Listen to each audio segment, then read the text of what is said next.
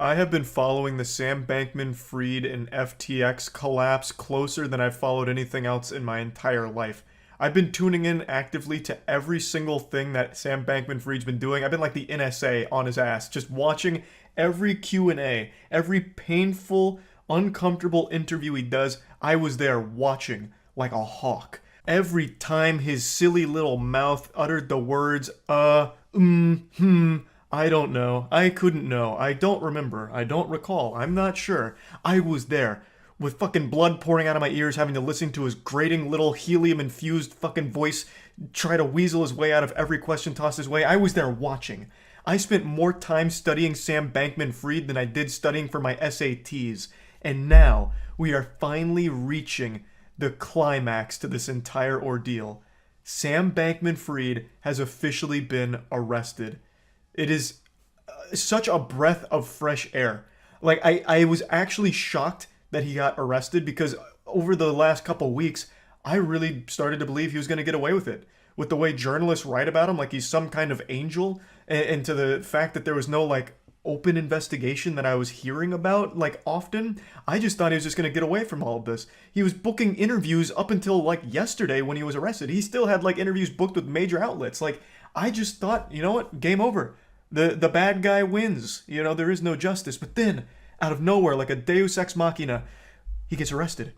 And it turns out they've been investigating him, and this is going to be a very big case. So, a great, great plot twist here that I'm super happy to see. So let's go over the situation here. I went over it on stream, so I'll just play you the clips from that. So SBF did finally get arrested in the Bahamas. It is amazing news. And somehow, even in all of that, this headline still finds a way to suck his dick a bit. How effective altruism let Sam Bankman-Fried and the FTX collapse happen. They're still calling this fucking fraud altruistic. It is despicable. Absolutely despicable.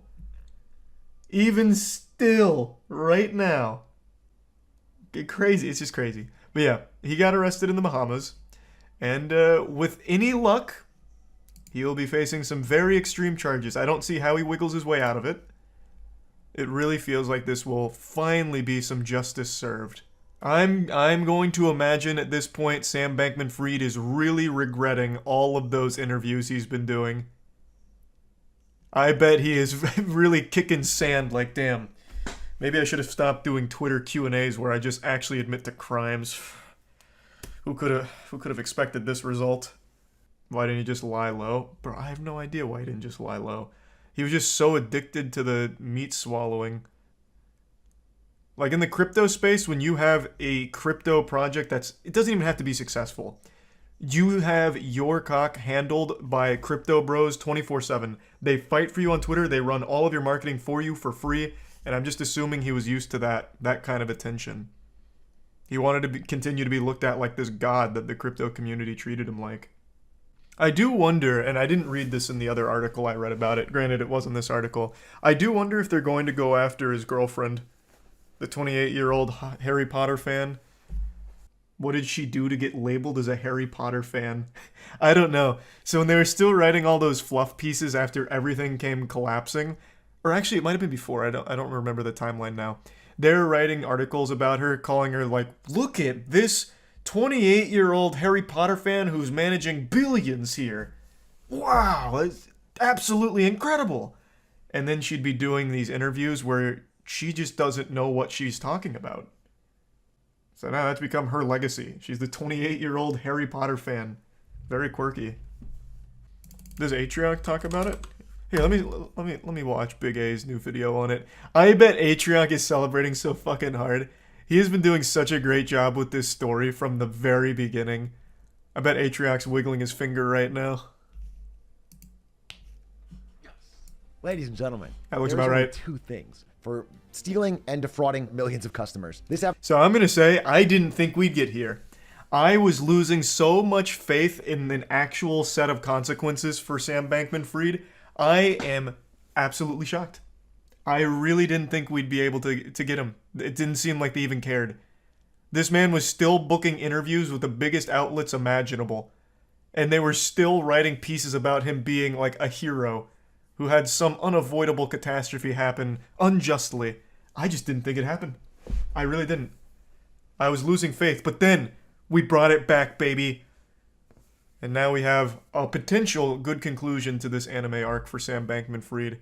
And that FTX hat that Big A's wearing is fire. That's looking good here. But a person close to the matter has revealed, according to this New York Times article, that the charges include wire fraud conspiracy, securities fraud conspiracy, and money laundering. He got hit with the quintuple whammy. And the thing is, sir, I've the read five a lot fingers. of articles like this That's one big. for the past month now, especially because he's been on a notorious PR tour for the past month, going around to every media outlet that'll have him and saying, "Oops, I fucked up." Yeah. And in every one of love these that interviews, defense. anytime someone asks him a hard question, you have to promise to never ever say you fucked up again. I told them to go fuck themselves. What a hero. Well, you might want to What a listen to him, saint. Sam, because it is looking extremely likely that a lot of that's going to come back to haunt you. The thing is, like, I said this when we were talking about the CoffeeZilla interview. His defense has been, this entire time, I'm just an idiot. I'm so stupid, man. I'm so sorry for all of these mistakes. I'm just dumb. I'm just this absolute brain-dead troglodyte, and, I'm just a dummy. And that was his whole defense. Like, you can't arrest me. I'm stupid. Like, that's been the entire time, and it's been working. Like, it's actually been fucking working. But yeah, I have to imagine his lawyers have not been happy with the way he's been conducting himself in terms of defense. And like, the open admittance to fraud with CoffeeZilla. That certainly didn't help. I do think CoffeeZilla's interview will actually be cited in court. It has to be usable, right? Like, that's not... Like, that wouldn't be something that they could keep out. Like, I feel like that'd be a good piece of evidence.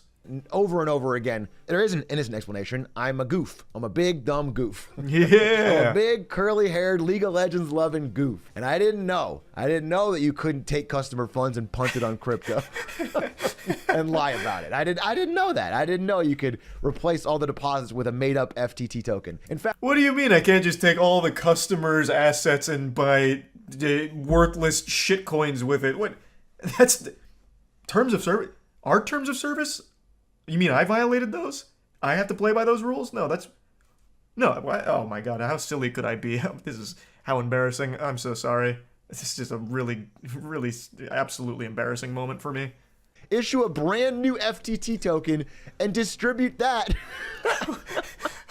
What? That's a productive plan. No! That is not the What solution. the fuck? Sam, that was the problem. That's why you're here to begin with. I made a lot of mistakes. Who wrote that?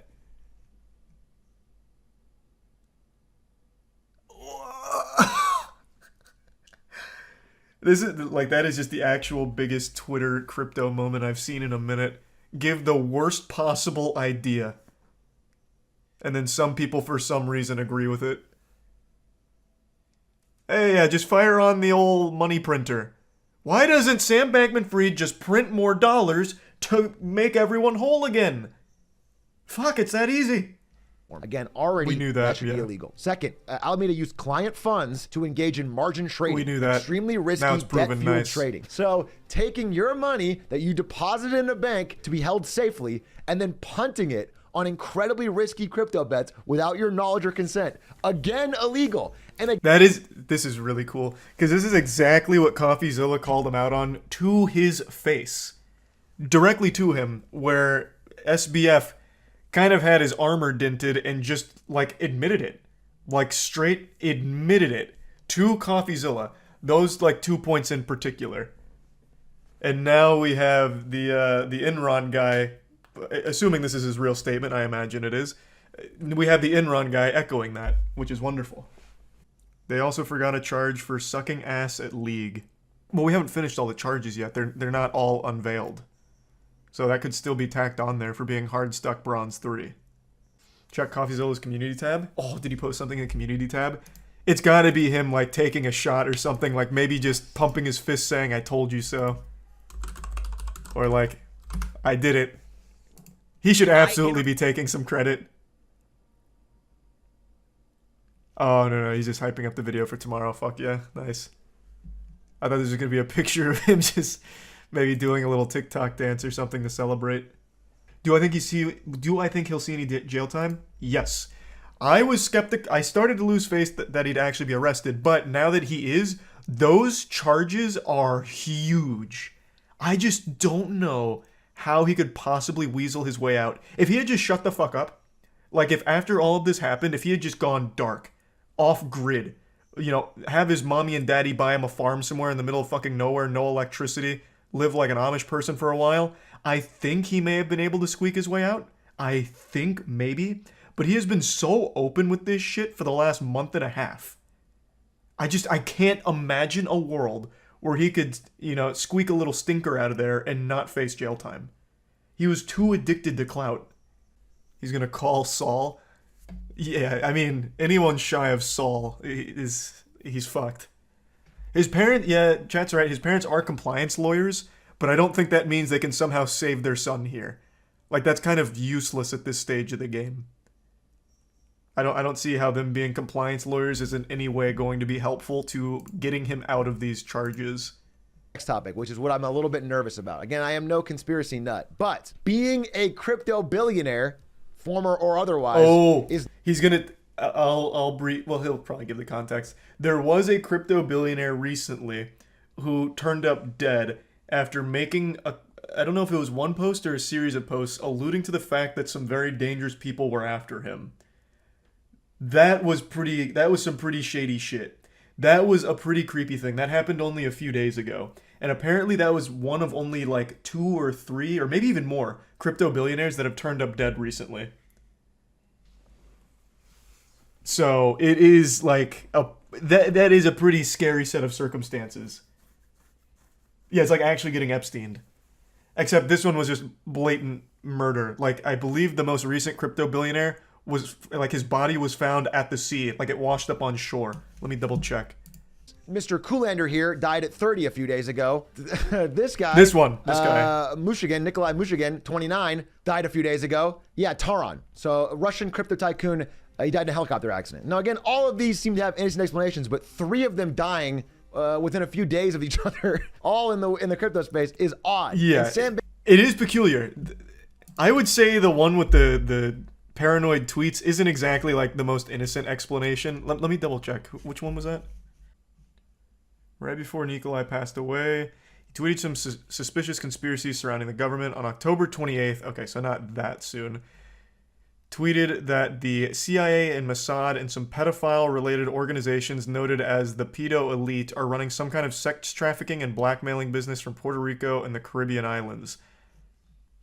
And then he said that they're going to frame him with a laptop planted by his ex-girlfriend who was a spy, and they will torture him to death.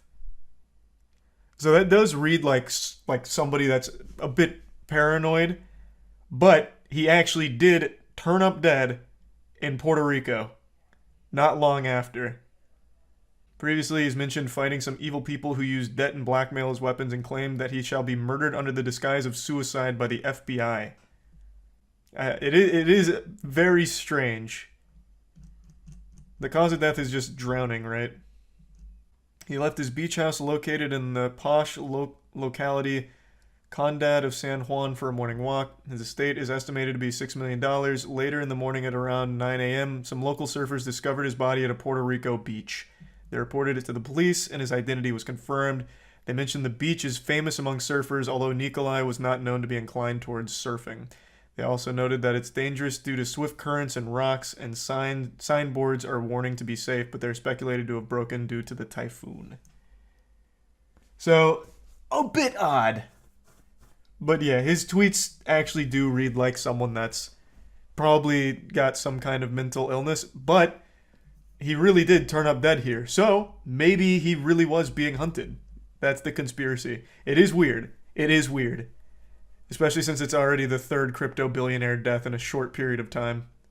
Why? We want to hear more about what was going on at this company and who else was complicit, because this is fraud that stinks to the top. And we don't want I can assure you, the 28-year-old Harry Potter fan is all but innocent in this. I'm shocked that, well, they must not have found a paper trail for her yet. I'm shocked that she's not already in their net. So I speculate that during the trial, she gets roped into all of this. He's not making it to trial. That's getting deep in the weeds. I just can't imagine what he would have on people that they'd want to shut him up for. It's awesome to see him arrested, and I'll be following up this story consistently. You can tune in on my Twitch channel, check out more, and watch out for more YouTube videos. Thanks, guys, for watching, and let's keep an eye on this. Yeah, Big A's been doing such an amazing job covering this entire saga of SBF and FTX. I don't really know what the speed of movement is on a case this big. Maybe this is quick by other standards, but to me it felt remarkably slow. And maybe that's just because of how painful the journey was to get here, with all of the major news outlets treating it like he wasn't a fraud. So maybe that's why it felt so long to me. I don't know. Yeah, most people are saying this was super fast. So yeah, it really must have just been all of the news outlets that really made me feel like this was a not only not coming, but also excruciatingly long. I've said for months now, many moons, that Andrew Tate is one of the most entertaining clowns the internet has to offer. But today, the circus finally closed. Andrew Tate and that zit that has latched himself on to Andrew Tate like a leech, Tristan, his brother, have both been arrested on human trafficking charges. The clip of Tate being escorted to the police vehicle instantly went viral, and I really love how the officers are dressed in this video because it looks like they're ready to fight the Teenage Mutant Ninja Turtles, but then it's just this goofy goober Andrew Tate.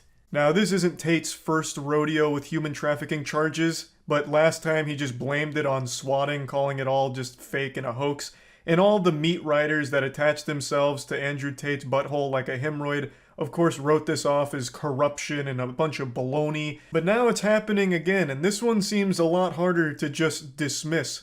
But you know what they say, fool me once, shame on me. Fool me twice, well then you're just breaking out of the matrix, am I right, hustlers?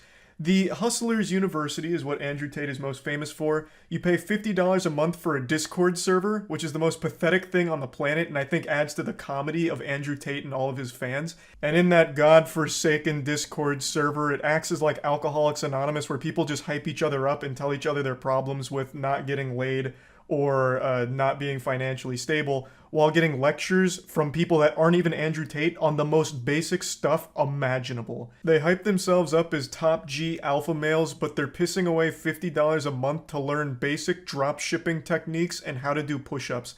I'm gonna let all of you in on a secret. Even the people that are very successful that like Andrew Tate are not stupid enough to be paying $50 a month for advice you can find on WikiHow. It is so embarrassing. It's a scam, and you're not in on it. You're the victim, and yet you're so brainwashed you continue to swallow his whole meat for it with a smile on your face. He is preying on insecure men, and he is doing everything he can to keep you a virgin.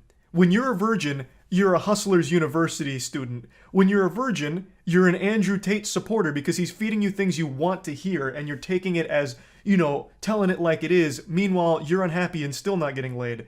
And he's also giving you bad financial advice because when you're making money, you'll learn that everything he's saying is fucking worthless. So he needs to keep you just broke enough to afford the $50 a month that you're wasting on his awful, awful techniques and awful advice. Andrew Tate's entire business and career relies on you being insecure and financially unstable. So obviously he doesn't actually want you to succeed. You're just paying money for hopium. Snap out of it. You leaving Hustlers University is you leaving the Matrix, goddammit. Just think about all the money you'll save not paying for that shit. You could afford a gym membership. Then you could access free information for workouts online that'll actually give you results. You can get big and strong like me. This is very long-winded. I'm sorry, I got sidetracked because we're talking about Andrew Tate and it's such a wacky situation. I couldn't help but throw all this in here. But yeah, Andrew Tate, Tristan Tate, they've been arrested on human trafficking charges following an investigation that's been ongoing for quite some time. And the way that they actually apprehended him is extremely silly. It all ties back to a Twitter argument he had with a teenage girl. I'm sure you've all seen it. It was very public. He made this statement to Greta Thunberg about the emissions and his supercars and all that, and then she responded with a dunk on him that went viral. It's one of the top 25 most liked posts on all of Twitter right now. It's got about 3 million likes and counting, basically just saying he has small dick energy in response to what he said to her. And this sent him into meltdown mode. he very clearly got a bit hurt by this response, and one of his like immediate tweets after this was talking about having sex with her, where some fucking lunatic on there is like, Andrew Tate and Greta need to fuck already. And he just responded saying she isn't ready, which is super creepy and weird, just actual degenerate shit here. And when I first read this, I thought this was just full mask-off pedophilia. I didn't realize Greta Thunberg was 19. I thought she was still like 16 or something. So when I read this conversation, I thought they were just openly talking about fucking kids. Like, I had lost my marbles for a second. I had to Google to make sure that these weren't just two people admitting to being pedophiles. But yeah, it turns out that she is 19, but that doesn't make it any less awful to say shit like this. But all of this stress of being dunked on in such a big way was clearly very taxing on the smooth brain of Tate. So he then made a response video. And it's a very cringe response video. I actually think they should have slapped on an additional charge for cringe. He should have been hit with human trafficking and overwhelming plus ultra fucking turbo cringe, because this response video was abominable. Anyway, he made this video, posted it out there, big smile on his face, super excited. I'm gonna get the last laugh. You don't dunk on me. I come in here and I fucking dunk on you. But then a new slam and jammer entered into the equation. The Romanian authorities. You see, in this video, he made a mistake. He included a pizza box from a Romanian pizza place, which let the authorities know that he was still in the country. So, after realizing that, they tracked him down and arrested him today. The authorities gathered all the evidence they needed, and because Andrew Tate couldn't fight the urge to publicly argue with a teenage girl on Twitter, they got him and his brother. It's almost poetic in a sense. He got finally taken down because he just absolutely couldn't fight his own ego. It's a guy who gets a lot of credit for being smart despite being an absolute fucking buffoon. Like a legitimate goddamn troglodyte. He made this emotionally charged, absolutely pathetic response video to try and look cool once again for his audience, and in doing so, he led the authorities right to him and his brother, who had been, I guess, evading them for quite some time. Pretty wild situation, honestly.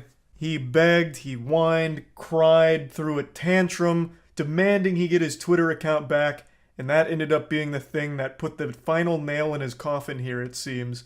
Now, of course, we'll have to wait and see what happens with the charges and where this goes from here, but I think it's a little hard to explain away 2 instances of human trafficking with Andrew Tate here and raids on his property. That's not just a common occurrence. That's not something that just happens like a whoops-a-daisy. I guess it wasn't human trafficking. We made a mistake here. We got wires crossed. He's actually completely innocent. That's not something super normal. Of course, mistakes do happen when it comes to law enforcement, but human trafficking is one that doesn't pop up all that often. And I know a lot of people like to say it's just because Andrew Tate was so powerful and telling it like it is. He was revealing the truth and breaking out of the Matrix.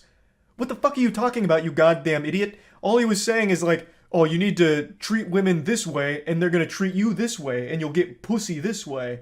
And you need to do this kind of drop shipping in order to make this kind of money. Like, that's not exactly something that the government's gonna have a huge issue with. Him feeding you bad information on getting pussy and bad information on making money. Like, he's not revealing any kind of crazy secrets that the government would try and come after him for. He's just an internet asshole. He's just a troll who found a way to milk money out of insecure dudes. That's not something that the big eye in the sky, you know, the man behind the curtain's gonna come after him for to silence him with false charges. This isn't some giant espionage movie. It's all pretty simple to follow stuff. Like, if you stop to think about it for a couple of seconds, it just doesn't make any sense why they would come after him if there's no real charges or any, like, real stuff, shady stuff going on. But yeah, the human trafficking charges are extremely concerning now. It's some very serious shit, and I've already seen some extremely hard cope from Andrew Tate's fans saying that human trafficking is not even a big deal anyway. Like, it's blown way out of proportion, or, you know, it's not a real issue, which is super alarming to read. Like, goddamn, to think human trafficking is not a big deal is mind-blowing. Very brain-dead stuff. But again, we'll have to wait and see what happens now going forward since he's been arrested. We'll see what comes from it. But I still find it to be a wacky situation, and, you know, it's a little odd that it's happened twice now. So, yeah, pretty crazy stuff that I thought was important to talk about, and that's about it. So, yeah. Oh, that's the other thing I wanted to talk about. I saw this. Hold on, let me pull it up. So we have a follow-up to the Burger King story. The Burger King manager who was serving people French fries from a trash can has been arrested. They got her. Rightfully so. Food tampering is serious, man. That shit is actually, like, horrifying. You remember there was that viral trend of insufferable assholes licking ice cream at supermarkets and then just putting it back? Or, like, spitting into, like, drinks and then putting them back on the shelf? And they all faced, like, potentially serious charges. It's because food tampering is such an important thing to crack down on. And now she's getting slapped for serving trash can French fries, which is so weird. Like, French fries, like, it's not like there was any shortage of them. It's not like she was saving money by serving French fries out of the dumpster. But I love the trash can seasoning. Yeah, someone in chat made a great point, because when I first read this story, I said, like, how could you even tell it's Burger King? Haha, everything's fucking terrible there. It's all trash. There's no way you'd even know. And one guy in chat was like, well, that's how they knew it, because it tasted better, so they were suspicious. And it turns out they were from the trash can. It's a baffling crime. And hopefully she faces serious repercussions. Food tampering is serious. Do you guys know the history of why food tampering is so cracked down on? I don't even know why I'm asking this like I'm in some kind of fucking classroom setting. I'll just tell you. It's because there was a case a long time ago, I don't remember when. There was a case of some absolute menace, some fiend, started tampering with, I think it was Tylenol, and they poisoned it. And just poisoned a bunch of Tylenol across a bunch of different areas, and they never caught the person. And it was a huge problem because it led to deaths. And they couldn't trace anything because there was nothing tamper-proof. They just laced Tylenol and fucking killed them with cyanide. So they really busted down on all of it, which is why food tampering carries such a big possible sentence.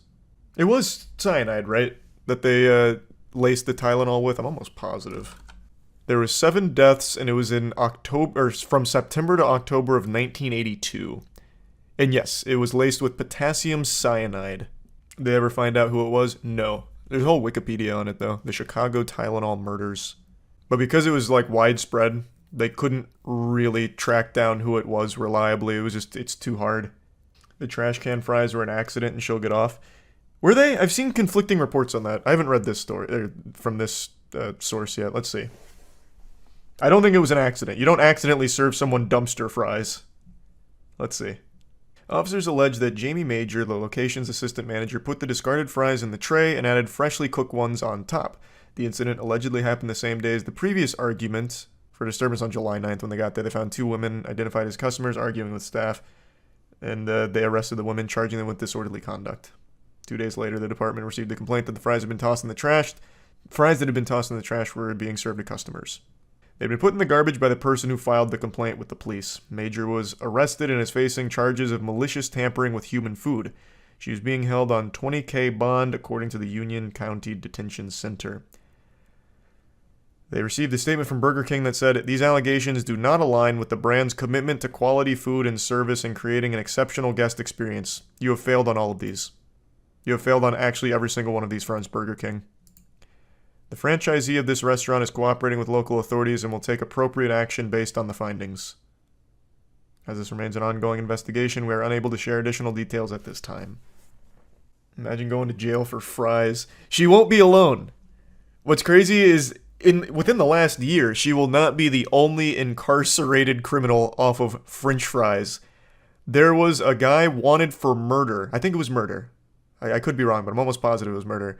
He had a warrant out for his arrest, and he was served cold French fries, and he was so offended at getting served cold French fries, he called the police. When the police arrived at the scene, they ran his details, found out he had a warrant out for his arrest, and then he was like, oh shit, this was a bad idea, and he ran away. The police tased him and took him into custody. All because he self-reported over cold French fries. I'm gonna double check. I think it was murder. I think he was wanted for murder. which is crazy. Like, he got away with murder and then it's like, cold fries? Nope. We've got to get the police down here ASAP. This is unforgivable. Yep, murder suspect. Yep. That was August of last year. The footage of it is kind of crazy, too.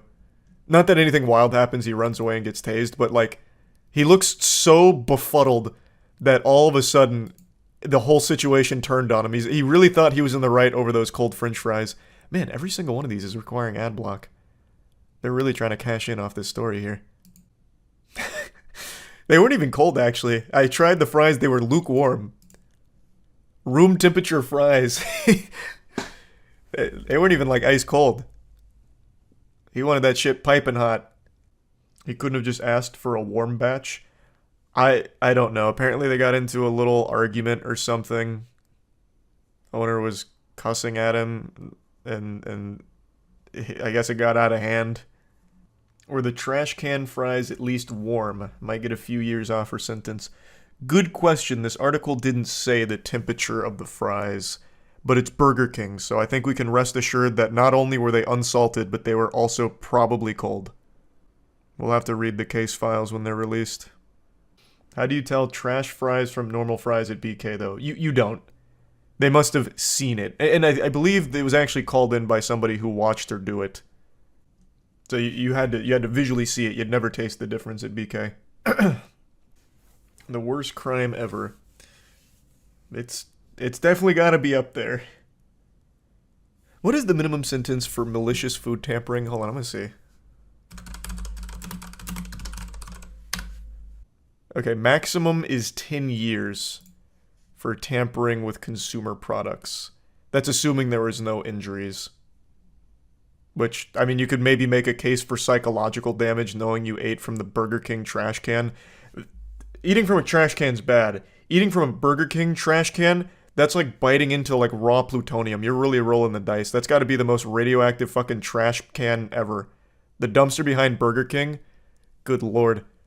Filled with fucking gamma radiation. Though in Texas it could be up to 20, but this wasn't in Texas.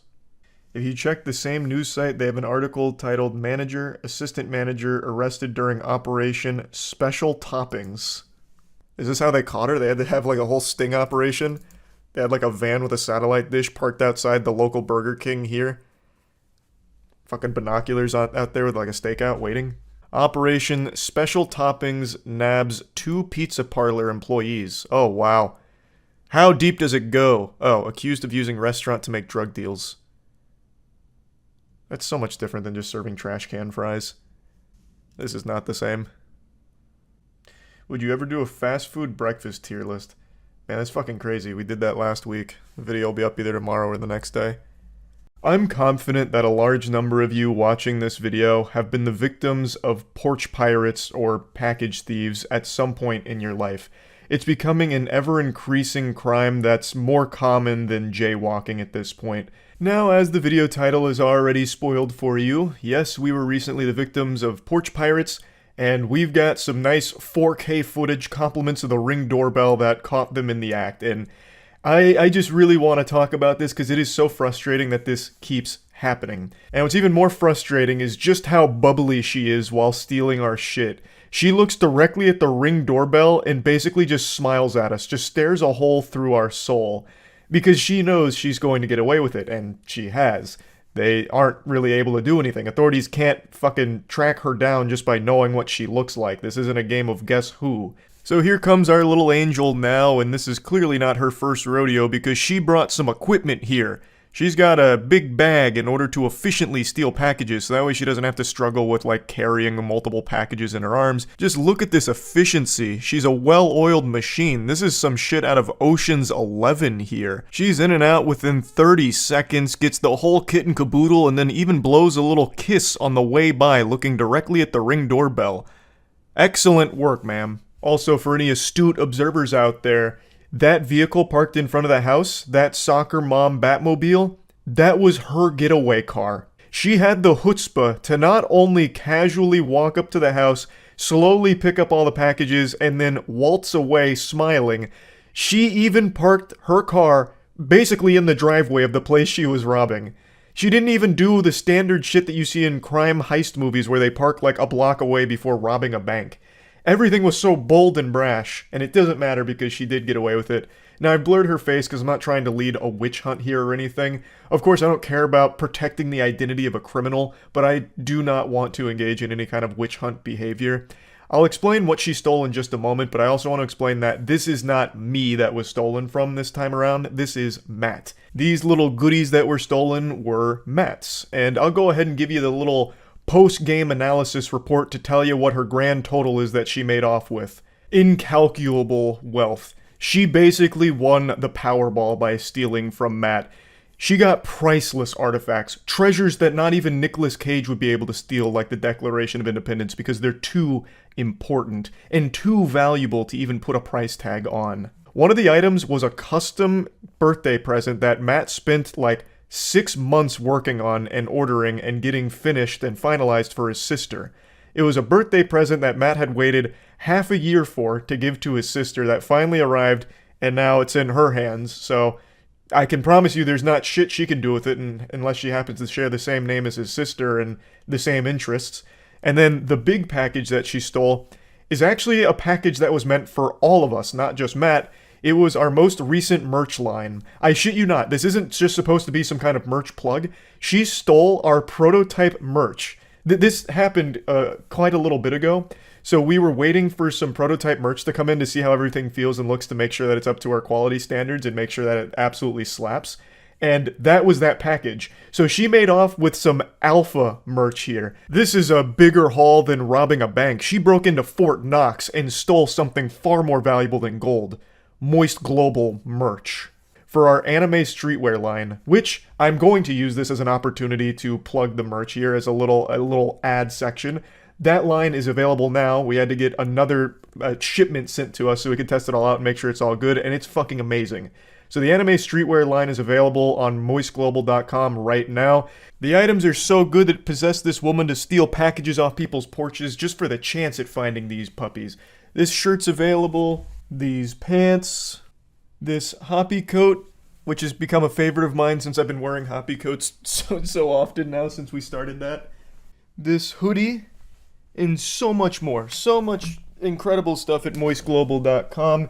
You can click the link in the description below if you want to just get taken there instantly. Now anyway, back to the topic at hand. So Bozo did get away with the crime, unfortunately, and it just boils my blood because this is happening to everyone everywhere.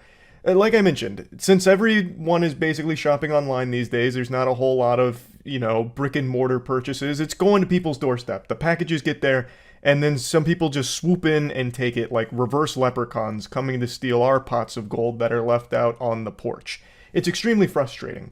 Oftentimes it's just total strangers that are just going to random houses looking for packages and then taking them. Other times it's your neighbor coming in and swooping in, taking your shit. You can't trust anyone. There's reptilians among us and they're taking all of our things. Just look at this, the arrogance is infuriating. Basically giving a thumbs up to the Ring doorbell camera, smirking at it, knowing that she's being recorded and watched, but it doesn't matter because she also knows that she's going to get away with it. Also, love how she's wearing a Hurley shirt she must have just finished stealing from PacSun, and she is way too old to be in that store. Act your age, lady. It's so frustrating. This Porch pirate found the one piece with our Moist Global merch and then also stole an extremely important item from Matt to his sister. And it sucks because this isn't like some kind of freak incident that happened. Package thieves are so common now. I don't know how often it's happened to Matt, but for me personally, it's happened a couple of times with my packages being stolen. I've personally been the victim of porch pirates only twice in my life, I believe. That's mainly because I just don't really order many things, and the things I do order are things that nobody is gonna try and steal. Like, for example, the Moby Huge. The Moby Huge is a 60-pound wiener. Like, no one's taking that. So most of those items that I get aren't really things porch pirates are, salivating over. The only 2 times that I've had my packages stolen by a porch pirate was one when I was living in my apartment complex and I was really obsessed with buying goofy instruments. So I had a pretty silly one delivered. I can't remember exactly what it was. I think it was a pocket trumpet, and someone had taken it right in front of my door. And then the second time is I ordered, think it was Yu-Gi-Oh cards. It was either Yu-Gi-Oh or Pokemon cards, and they just left a couple packages out front, and someone came by and snagged them. Which is obviously not only a huge headache because you didn't get what you paid for, and it's not the fault of the seller, just some asshole came through and swiped it, but it's also just a big psychological thing as well, just feeling like it's unsafe to order things to your house because someone might steal it. It just sucks. And what's even worse is things like Ring Doorbell, like they're there to help in situations like this, to be like a deterrent to thieves and all of that. But because this has become so common, it's very difficult for there to be action taken on each of these cases. And even if they do try and, figure out who it was that stole from you, piece together the puzzle pieces to the mystery and solve it like Scooby-Doo and the crew, it's very unlikely that even if somehow they do pull off the miracle and find the person that stole your packages, you're still not likely to get the stolen items back. The whole thing just fucking sucks. Porch pirates are degenerate scum. Mark Rober is a hero for glitter bombing package thieves. I love that. That's my favorite series ever. The glitter bombs against the package thieves is great. Obviously, this is a huge problem faced by a lot of people, but I don't have the solution either. Like, I don't know how you're supposed to, protect packages dropped off on the porch, unless you have, some kind of safety deposit box or, a vault door that delivery, personnel are supposed to deposit the stuff in and then lock on the way out. I really have no idea. That doesn't sound super efficient. That seems like it could get pretty messy and weird. So I don't exactly know, what can really be done to stop this from being such a common crime. It's just one of those things that fucking sucks though, and I really wanted to talk about it a little bit. So that's it. So yeah. There's a particular clown I've made a couple videos on over the years because he can't help but embarrass himself sometimes. And in the crypto community, he's looked at in the same way a fart is, where it's something that just makes you laugh because it's a little silly and a little stinky. His name is BitBoy Crypto. I'm not here to just give you a recap and go over his resume. There's plenty of content that goes over all of the shady things he's done over the years. Instead, I want to focus on the modern day, present day, 2023 AD, where once again BitBoy Crypto couldn't help but make a fool of himself. He just broadcast an unhinged live stream here on YouTube that frightened more people than the original run of the Blair Witch Project. He was streaming himself outside of an individual's house that he was having beef with and accused him of stealing his Lamborghini. So he was there to confront him directly and had a weapon in his car as well. So the whole situation was dangerous.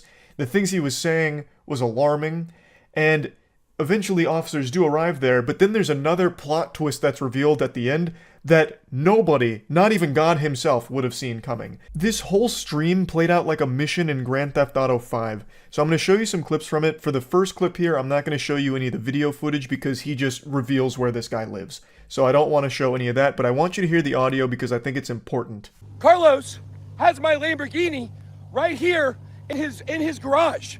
So today, guys, I'm going to be live streaming and I'm going to be telling the entire story. Now, it's important to give even further context to what led to this situation. He's there because he believes this man stole his Lamborghini, and he's going to spill the beans, let the cat out of the bag here, and talk in depth about this individual as well as his association with this deep cast of characters and different things. And it's a lot of very eyebrow-raising, alarming accusations he makes against them with things he's said he's done or things that he's capable of doing. And from everything I've read from the community, as well as everything I've read up on in the BitBoy cinematic universe leading up to this situation, no one knows if any of these accusations are truthful. However, even if everything he says here is beyond a shadow of a doubt the truth, BitBoy Crypto is fluent in facts, all of this is legitimate, everyone can agree that he handled it in the worst way possible. This is not how you should have handled this situation at all. It should have gone to authorities, have it go through court. Instead, Ben, his name is Ben, rolls out here like he's fucking Batman. He's rolling out here like he's the spirit of vengeance, scooting in sideways with his truck and a weapon in his truck, just in case shit gets hairy. Like, that is not optimal at all. And then streaming the whole thing on YouTube, turning it into a fucking spectacle, is bafflingly unhinged. Hey, how's it going? Hey, do me a favor. Yep. Hey, how's it going? Oh, him? stop. Oh, stop. I couldn't hear. You have a weapon on you. No, I do not. Okay. I do not. So. I have one in my vehicle, but I do not have a weapon on me. Okay. Now, this is when the cops arrive into the equation. They confront Ben saying, "Hey, bub, what's going on here, Buster, huh? What's all the commotion?" And this is when a very intriguing narrative starts to unwind. Okay. Do me a favor. Take out your whatever. I'm sorry, I reached too fast. I'm sorry. Sorry. Okay. Put your phone down. Okay. Put the phone down. Okay. I'll put the phone down. Okay. Put the phone. All right. Okay. All right. Okay. Put the phone down. Put the fanny pack down. Okay. Him putting that phone down was harder than getting a child to eat their vegetables. He did not want to put that phone down because, for him, it seems like he's fully content-brained, and all of this is great for the stream. So he really didn't want to put that phone down, but eventually he plays ball. But he makes sure to put it down in a way that it still captures him and all of the glory that's happening here. Which is so fucking weird why he wouldn't just turn the stream off here. He is proudly filming his most embarrassing moment in this dimension. He is going to the Doofus Club to receive high accommodation, and he's doing it with a smile on his face. What's going on? What's going on? This man inside of this house. Actually, he's gonna check you real quick. Absolutely. Just the weapons. I'm sorry. I have a. Okay. Okay. Yep. No weapons. No Where in weapons. the car is your gun?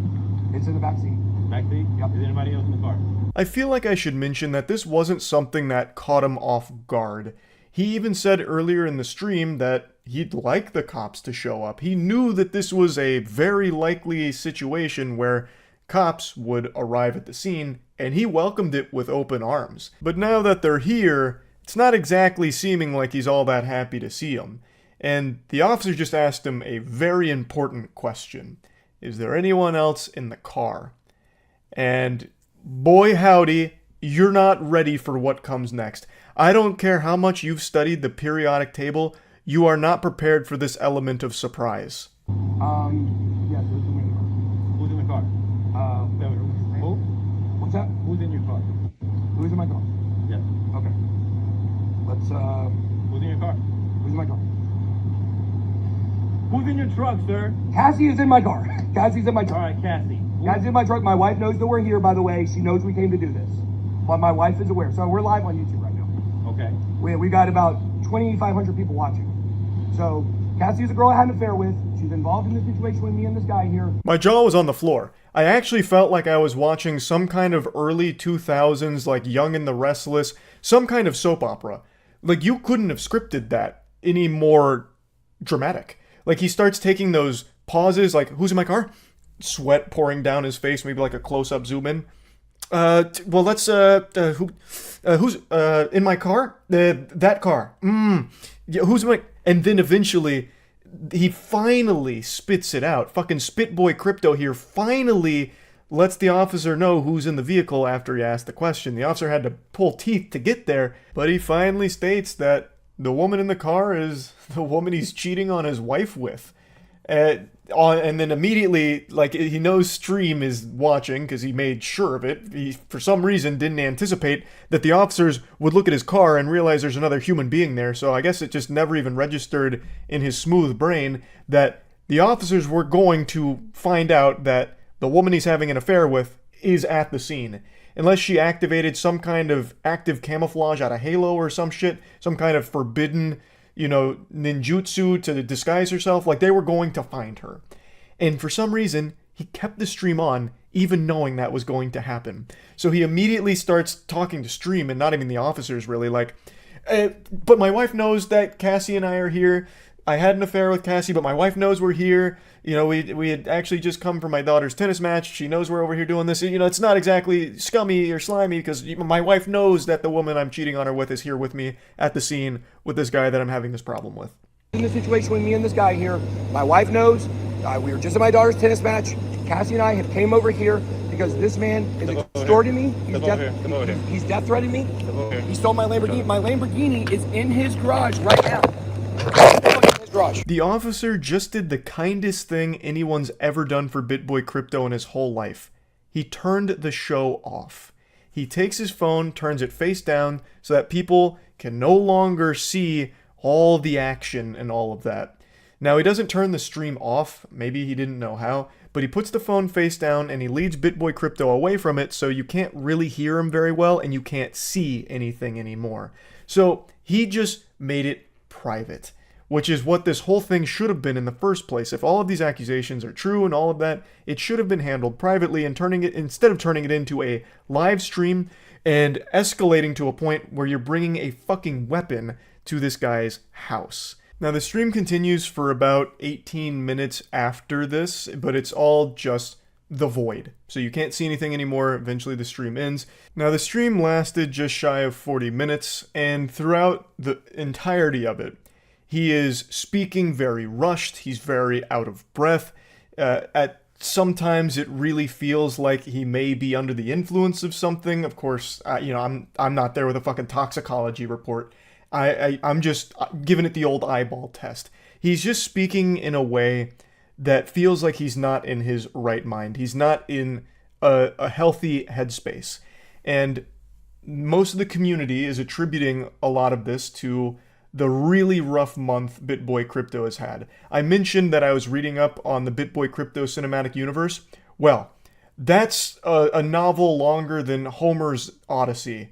It has so much that has happened in Ben's life over the last month that it has been an incredibly long read on getting caught up with the lore. But basically, he's had his whole life turned on its ass. It's in a position now where he feels he has been the victim of a scam, which a lot of people in the community felt was incredibly ironic and actually a gut-bustingly great joke, because for a long time BitBoy Crypto has actually had a reputation for being looked at as a scammer himself in the eyes of some people, with many feeling as though they've been victims of scams that he has run, allegedly. So when that information came out, the floodgates really started to open.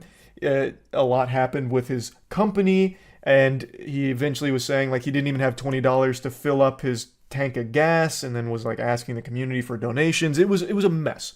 But a lot of that has been going on over the last month, and then it led up to this. So there is speculation that perhaps this is his breaking point. This is him having a meltdown, a breakdown that he is streaming now. And I think that's probably accurate. This whole situation here doesn't exactly come from a thought process that's thinking rationally. Now, Ben did get arrested at the scene, but you can't put Big Ben in the pen for long. He spent about 8 hours in the slammer, according to his tweet this morning. He was charged with loitering, I guess, and he immediately took to Twitter to let the world know, you don't tussle with the muscle. According to BitBoy Crypto, he's been on steroids, and if that's the case, if that's true, I don't know where his muscles are. He must have minted those on the blockchain. Seems kind of a waste to be on steroids without actually working out. I also watched an interview where someone who has worked closely with Ben has accused him of suffering from roid rage, and I've seen a few people start to say that that's what this stream was, the product of a roid rage incident. I don't think that's the case, and I don't know how true the claim is that he has roid rage blow-ups from time to time, but I thought it was at least worth mentioning as, a maybe that had something to do with this, but personally, I don't think it did. He also did make a lot of other tweets this morning. One of them really just makes it feel like we're stuck in a fucking reality TV show with him now, where he's talking about Cassie, the woman that he's cheating on his wife with. He comes out screaming that he's not getting rid of Cassie, saying that his friends and family have lied, manipulated him, they want to break them up, but he's never getting rid of her, never. And then says, me, my wife, and Cassie are trying to figure this out. We're all grown adults capable of making our own decisions, and we don't need any of you to help us with that decision. So please butt out of my personal life as it relates to my relationships. He's right, it is a personal relationship, and it should be a private matter, but with BitBoy Crypto, there's no such thing as privacy. That word, doesn't exist. He, for a long time, has shared so much about himself and his life online, publicly, for a long time. So, obviously, people know a lot about his situation because he kind of shares a lot of it. He may be a goofball, but he is correct about something here, that they are all adults and they can make their own decisions. That is true. But if I may chime in with a little unsolicited advice to his wife, don't stay with a man who's going to cheat on you. Why be faithful to a man who's not going to be faithful to you? If this was a polyamorous relationship and it was agreed upon in this marriage where they could see other people, that'd be one thing. That'd be fine. You'd be on the same page. But from everything that's been put out there, it was not a poly relationship. This was an extracurricular activity happening outside of the marriage. So if you want to try and like work through it together, that's your right. That's totally fine. That's what you want to do. But just know, he has very much drawn a line in the sand. No matter what happens, come hell or high water, Cassie will be there. So basically, you're now making a decision moving forward on whether you want to stay with BitBoy Crypto and also marry his mistress, because he's made it clear, she's not going anywhere. She's tagging along forever in this WWE match we call life. So again, they're adults. They can make their own decision what they want to do with this. This is a private matter that, for some reason, BitBoy just keeps taking publicly. But anyway, just a wildly dangerous and bafflingly unhinged situation here with this stream, and that's really about it. Just wanted to give you the update on the BitBoy crypto saga here. That's it. See ya.